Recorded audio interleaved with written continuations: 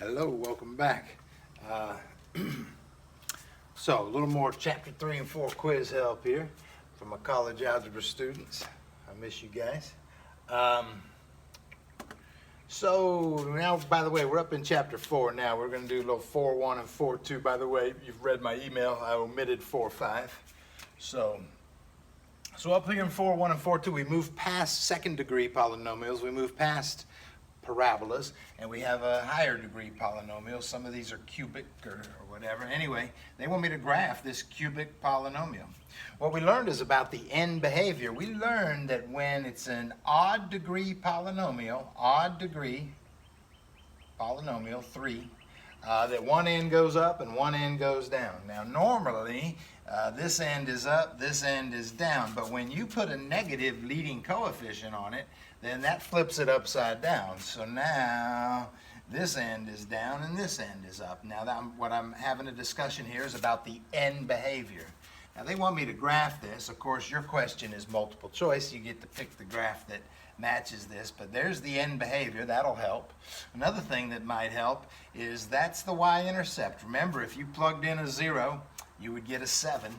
So there's the Y-intercept. It's got this end behavior. I didn't put it on the end here, so I don't know. It's a cubic function. This end is up, this end is down. I really kind of don't know what I'm doing, but maybe it's something like that. There could be other options. Again, if it's multiple choice, it's a little easier. You're looking for that end behavior. You might want to look for that Y-intercept. Cool. Let's move on to this one. These are ones I took off the quiz, are similar to your quiz. That was 19. This is 21. Your quiz has 25 questions. We'll do this last.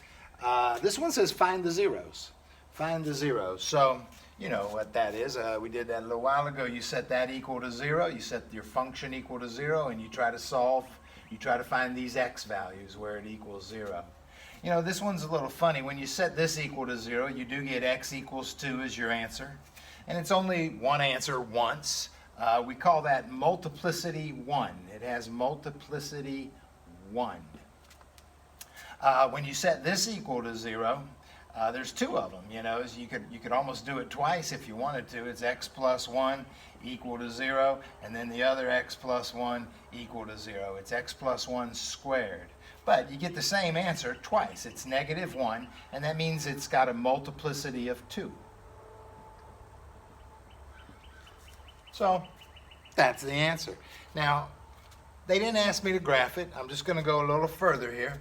I could graph this maybe. You know, if this was all FOILed out, I think it would be an x squared, and then you'd multiply by this other x. I'm thinking it would be an x cubed. If it was all FOILed out, it would be an x cubed, and therefore I know about the end behavior of an x cubed. I think this side should go up, this side should go down. I could mess around with that Y-intercept, but this time I wanted to discuss these guys. You know, we found these zeros, and these zeros are x-intercepts. So we've got an x-intercept at 2. Our end behavior is up to the right, down to the left. We got another x-intercept at negative 1. So those are my x-intercepts. Let's see. Now, here's one thing I know. When it has a multiplicity of 2, in class I called that a bounce off. It goes up, instead of passing through that x-intercept, it actually bounces off it. That happens when it has multiplicity 2. So it touches and bounces off.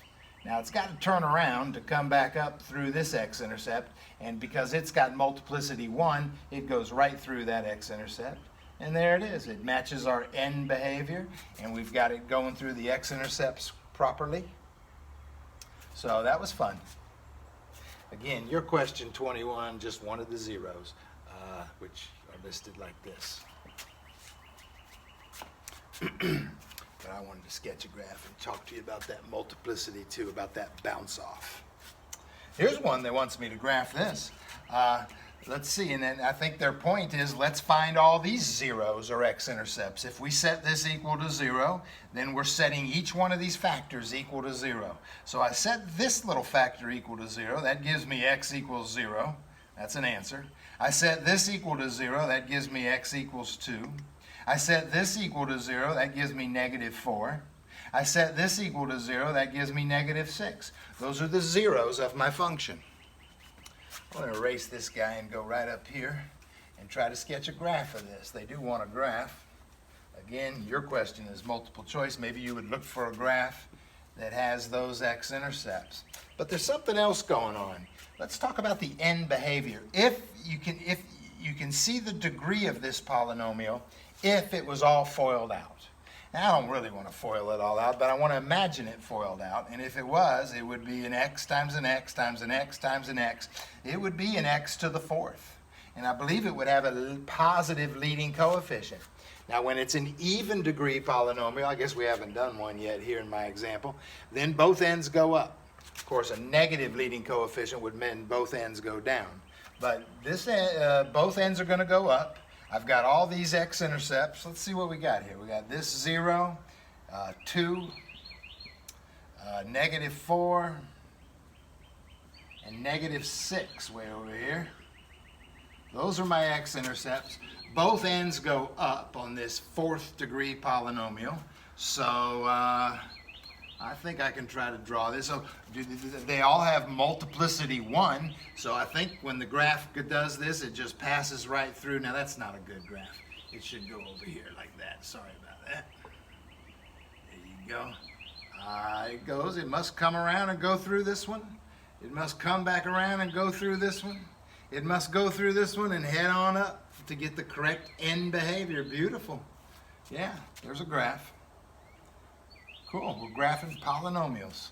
All right, good luck, good luck. I'm going to do more videos in chapter 5 as we move on. So keep working hard. We got our test this week. Homework quiz due this week. All right, good luck.